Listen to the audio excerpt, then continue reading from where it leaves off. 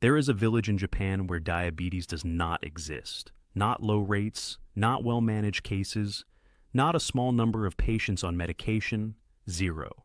For over 400 years, the people living in this village had absolutely no word for diabetes in their vocabulary. They did not need one. When researchers finally arrived to study this community in 1970, they searched for diabetic patients and found none, not a single case. In a population where nearly every adult lived past 80 years old, and many lived well past 100, their fasting blood sugar levels looked like those of healthy teenagers in their prime. And here is what truly caught my attention when I first read this research. It was not genetics. It was not some rare miracle herb found only in that region. It was not an extreme exercise program or some complicated medical protocol.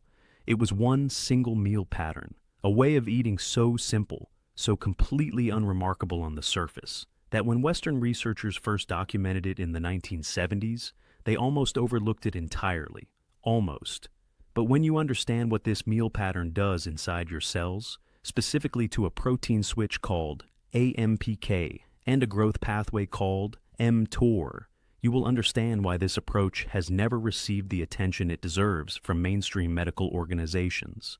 And that is exactly what we are going to uncover together today. I am Dr. James, and welcome back to Senior Vitality Secrets. This channel exists for one reason: to give you real, honest, science-backed health information that actually applies to your life. Not information filtered through pharmaceutical interests. Not guidelines shaped by profit margins. Just the truth about what decades of research actually shows us about how the human body works, and how you can work with it instead of against it. Today's video is one of the most important ones I have ever made. So I want you to settle in, because what you are about to hear could genuinely change the way you think about food, blood sugar, and aging for the rest of your life. Let us begin at the beginning. Let me take you to this village. The village is called Ogimi. It sits on the northwestern coast of Okinawa, the southernmost island chain in Japan. The population is just over 3,000 people. You could drive through it in about 4 minutes. There is no hospital in this village. There is no urgent care clinic. There is a small general store that sells seaweed and vegetables the locals simply call longevity food. And this village has more centenarians per capita than anywhere else on the entire planet. 15 people over 100 years old, 171 people in their 90s, in a village of 3,000. Stop and think about what that means for a moment. In most parts of the world, living to 90 is considered exceptional. In Ogimi, it is simply expected. But here is the part that changes everything. In 1970, a researcher named Dr. Makoto Suzuki traveled from Tokyo to Okinawa to begin what would eventually become the longest-running centenarian study in the history of medical science. It is called the Okinawa Centenarian Study. Dr. Suzuki is now the director of the Okinawa Research Center for Longevity Science, and the data his team has gathered over 5 decades represents one of the most remarkable collections of human health information ever assembled. When Dr. Suzuki first arrived in Ogimi, he found something that genuinely confused him. There were no doctors in the village. There were no hospitals. The villagers did not know what diabetes was. They had never heard the word. Cardiovascular disease was essentially absent from the community. Cancer rates were 4 times lower than the national average for Japan. And Japan already has some of the lowest cancer rates in the industrialized world. These people were not just living long lives. They were living healthy lives, active lives, mentally sharp lives, all the way to the very end. Dr. Suzuki's first reaction, by his own account, was confusion. Because these people were not doing anything that looked special from the outside. They were not taking supplements. They were not following a structured protocol. They were not reading health books or attending wellness seminars. They were simply eating the way their grandparents ate, the way their great-grandparents ate, the way their families had eaten for 400 years. One meal pattern, passed down through generations, never questioned, never studied, until Dr. Suzuki and his team arrived. Now, I know exactly what you are thinking at this point, and I thought the same thing when I first encountered this research. You are thinking, maybe it is genetics. Maybe the people of Ogimi simply have a biological advantage that the rest of us do not share. Maybe their DNA protects them in a way that has nothing to do with food. It is a completely reasonable thought, and researchers thought the same thing, so they tested it. And the answer they found is both fascinating and, frankly, a little disturbing. When younger Okinawans, the children and grandchildren of these centenarians, abandoned the traditional meal pattern and adopted a westernized diet after World War II, something happened that stunned the scientific community. Within a single generation, Okinawa went from having the lowest obesity rate in all of Japan to the highest. Type 2 diabetes exploded across the population. Cardiovascular deaths surged. Mental decline accelerated. The same gene pool, the same island, the same water supply, the same air. The only thing that changed was how they ate. Dr. Craig Wilcox, professor of gerontology at Okinawa International University and co-author of the landmark book The Okinawa Program, addressed this directly. His research concluded that approximately 2/3 of the longevity advantage seen in traditional Okinawans came from diet and lifestyle, not from genetics. The genetic contribution, while real, accounts for perhaps 1/3 of the benefit. And that genetic piece mostly matters if you are trying to push past 100 years old. For most of us, simply adopting the dietary pattern is where the real power lies. So, what was this meal pattern? What were they actually doing every single day for 400 years that produced these extraordinary results? That is what we are going into now. And I will be honest with you. When I first read through the research, I expected something exotic, something complicated, a long list of unusual foods that are impossible to find outside of Okinawa. What I found was the complete opposite. And I believe that simplicity is precisely why it works. The traditional Okinawan meal pattern has 3 components, not 10, not 7, 3. And every single one of them does something specific, something measurable, inside your body at the cellular level. I am going to walk you through each component carefully. Not in vague terms, not in general wellness language. I am going to explain the exact mechanism, the exact biological pathway, because once you understand why this works, the information becomes something you can actually use for the rest of your life. Component 1, the base, sweet potato, not rice.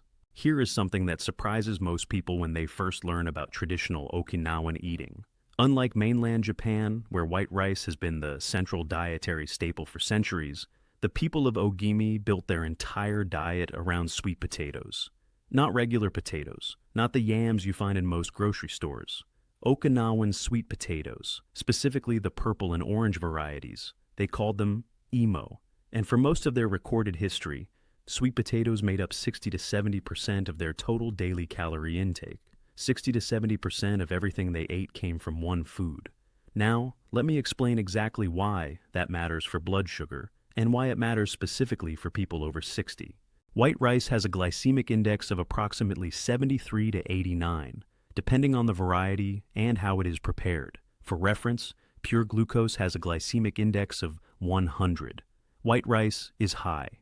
Every time you eat a bowl of white rice on its own, your blood sugar rises rapidly.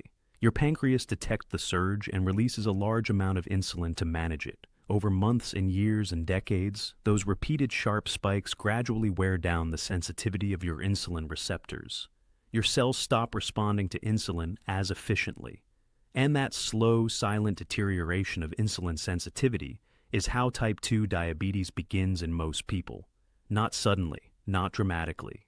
Gradually, over years, through repeated metabolic stress. Sweet potatoes have a glycemic index of approximately 54. Some of the purple Okinawan varieties test even lower, in the mid-40s. That is a massive and meaningful difference compared to white rice. Lower glycemic index means a slower, gentler rise in blood sugar. Less demand on your pancreas. Less insulin released. Less stress on your insulin receptors over time. But the glycemic index is only half the story, and the second half is where it gets truly remarkable. The Okinawan purple sweet potato contains something that white rice simply does not have: anthocyanins. These are the naturally occurring compounds responsible for the deep, rich purple color of the flesh. And in 2024, a study published in the journal Helion, a peer-reviewed journal under Cell Press, demonstrated something that made researchers take notice. Purple sweet potato anthocyanins did not merely lower blood sugar in diabetic test subjects. They normalized it. They brought fasting blood glucose levels down from the diabetic range to near normal values. and they accomplished this in just 10 days by restoring populations of beneficial gut bacteria that had been disrupted and damaged by a high-fat diet. There is another study worth knowing about, published in the journal Food Chemistry. Researchers in Finland gave healthy adult men an anthocyanin-rich extract derived from purple potatoes alongside a standard meal. The result was a significant reduction in both post-meal glucose and post-meal insulin levels, meaning the blood sugar spike that would normally follow that meal was substantially smaller, and the insulin response was calmer and more controlled. The mechanism behind this is elegant. Anthocyanins inhibit two specific digestive enzymes called alpha amylase and alpha glucosidase. These are the enzymes your body uses to break starch down into simple sugars during digestion. When you slow those enzymes down, sugar does not flood into your bloodstream all at once. It enters gradually, steadily, over a longer period of time. Your pancreas does not have to work in emergency mode. The entire metabolic process becomes calmer and more manageable. The people of Ogimi were eating this every single day for 400 years, without a laboratory, without a clinical trial, without a single peer-reviewed paper. They simply observed that their elders were healthy and long-lived, and they kept eating what the elders ate. That is the base, sweet potato. Component 1, Component 2, the protein ratio, fish, soy, and almost no red meat. The traditional Ogimi meal plate looked nothing like what the average American or European eats today.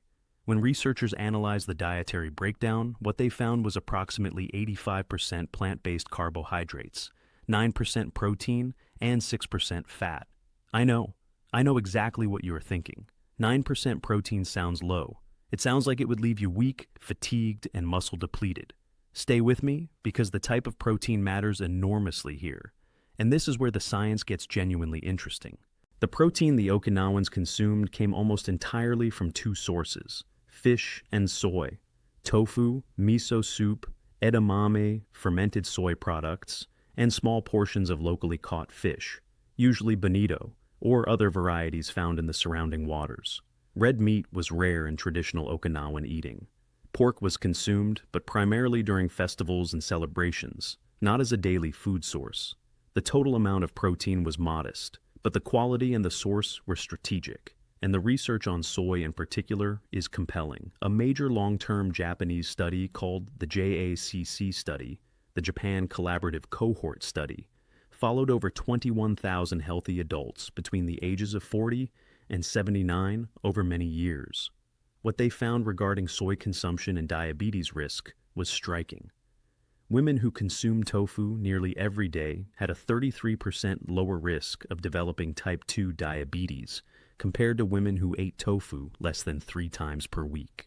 33% lower risk from a dietary pattern that costs almost nothing and requires no prescription. Why does soy have this effect on blood sugar? The answer lies in compounds called soy isoflavones, particularly two specific isoflavones named genistein and diazyne. These compounds improve insulin receptor sensitivity. They help the insulin receptors on the surface of your cells actually respond to insulin the way they are supposed to.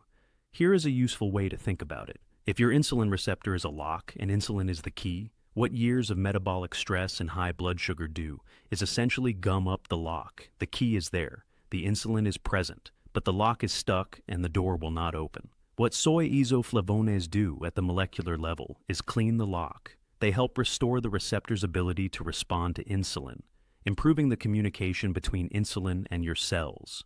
That is component 2. Strategic protein from soy and fish, not from large quantities of red meat. Component 3. Hara Hachibu, the 80% rule.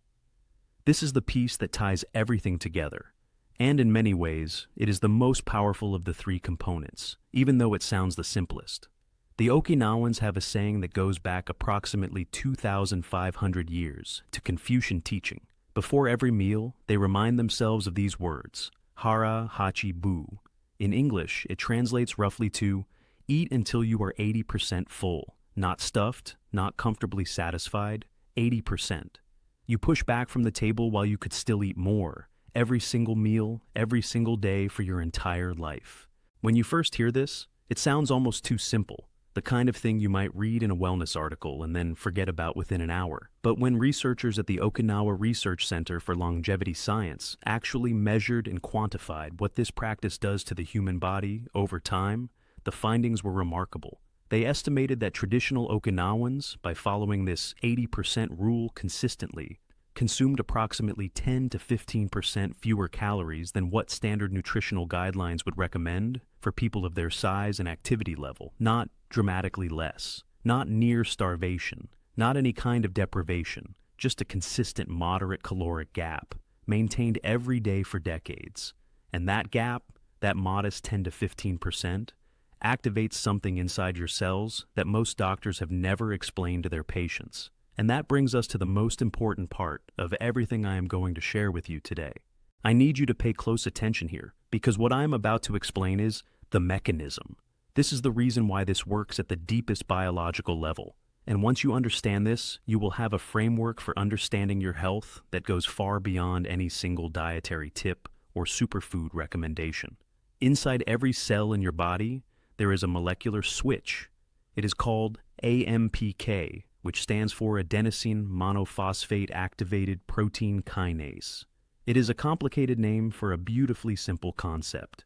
Think of AMPK as your cell's internal fuel gauge. When your cells have plenty of energy available, when you have just eaten a large meal, when glucose is flooding into your bloodstream, AMPK is quiet. It sits back. It signals to the cell that energy is abundant and another system can take over. That other system is called mTOR, the mechanistic target of rapamycin. And mTOR's primary job is growth, cell growth, fat storage, protein synthesis, building and accumulating.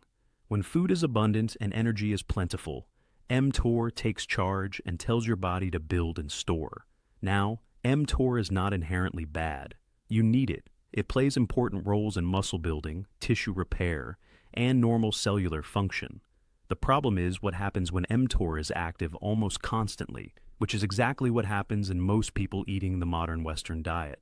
In the average senior eating 3 full meals a day, plus snacks, plus dessert, plus a late-night bite before bed, mTOR is active for the vast majority of every waking hour. The cells are almost always in build and store mode. And when mTOR is chronically overactive, day after day, year after year, it produces 3 specific effects that directly drive the development of type 2 diabetes. First, chronic mTOR activation reduces insulin receptor sensitivity. Your cells gradually stop responding to insulin with the same efficiency they once had. The signal gets weaker, the door gets harder to open. Second, chronic mTOR activation promotes fat storage, particularly visceral fat, which is the fat stored around your internal organs. This type of fat is metabolically active in harmful ways. It drives systemic inflammation throughout the body, which further worsens insulin resistance. Third, chronic mTOR activation suppresses autophagy. Autophagy is your body's cellular cleaning system.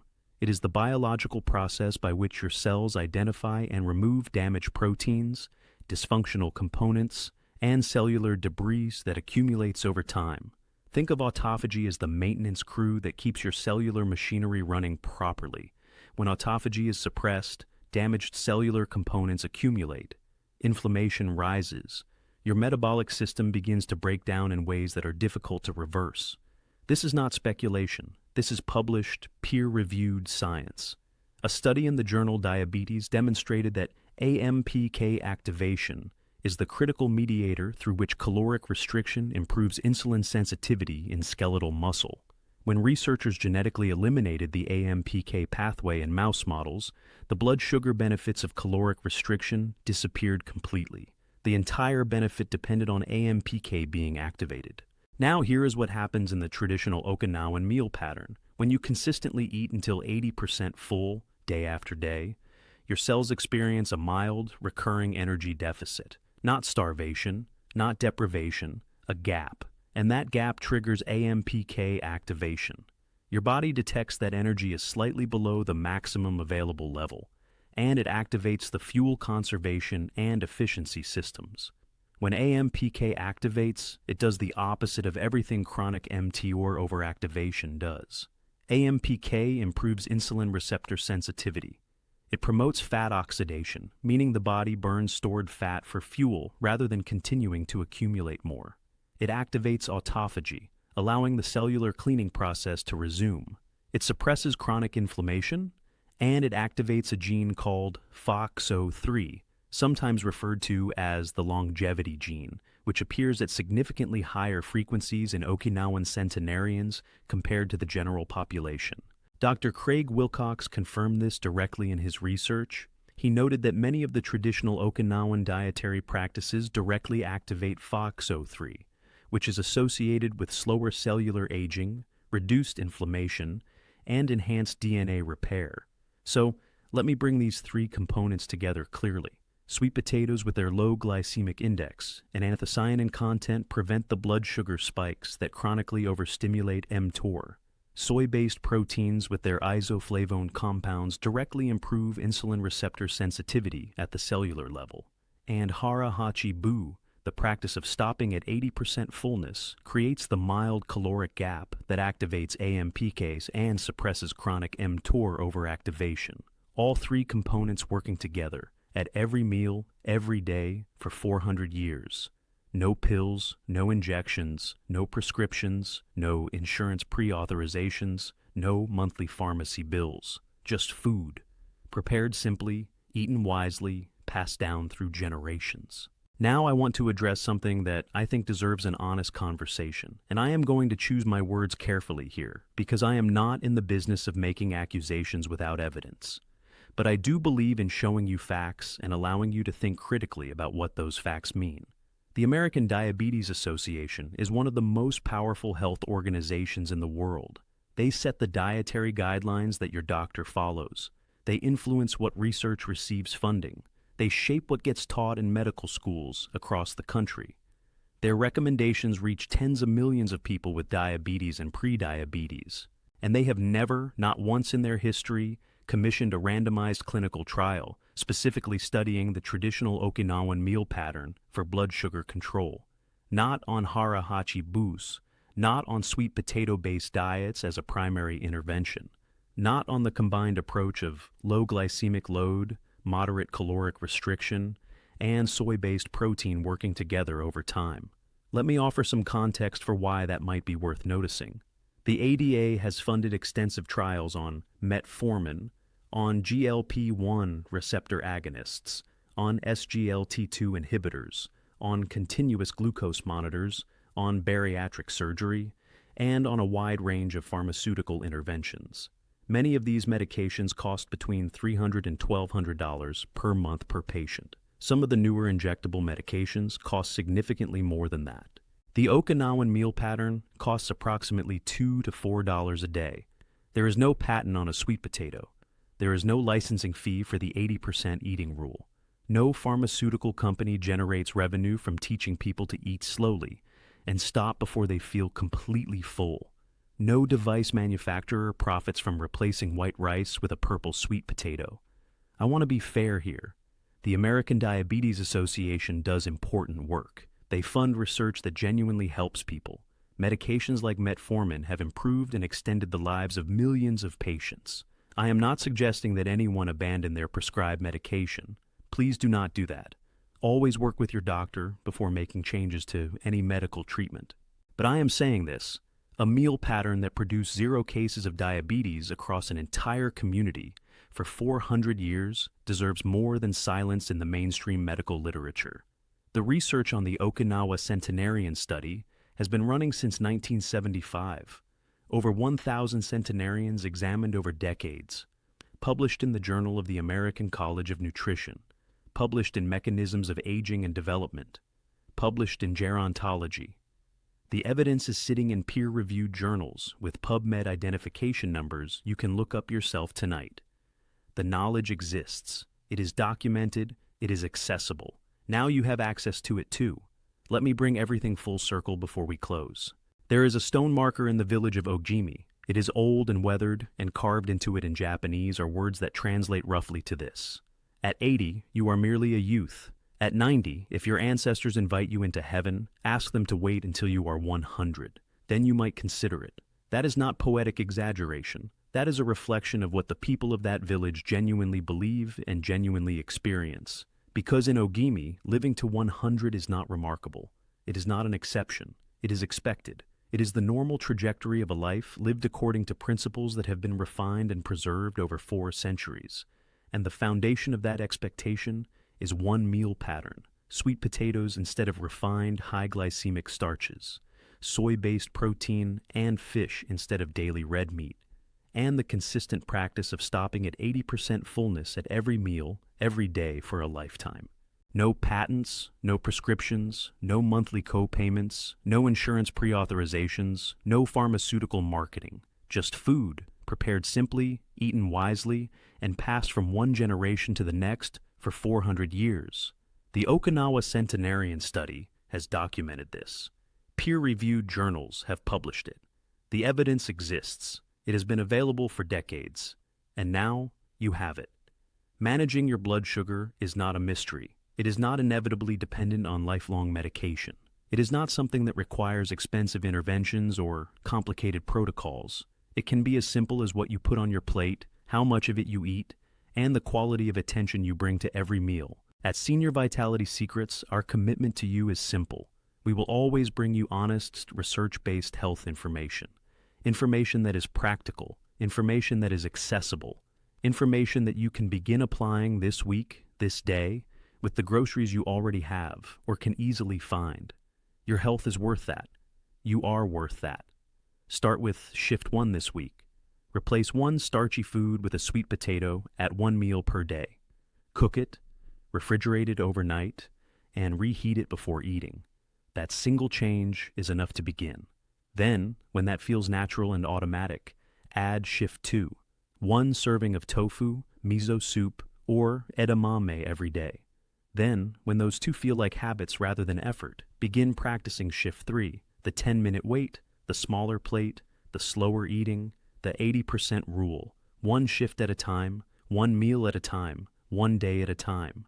That is how 400 years of diabetes-free living began in a small village on the coast of Okinawa. And it is how meaningful, lasting change in your own health begins as well.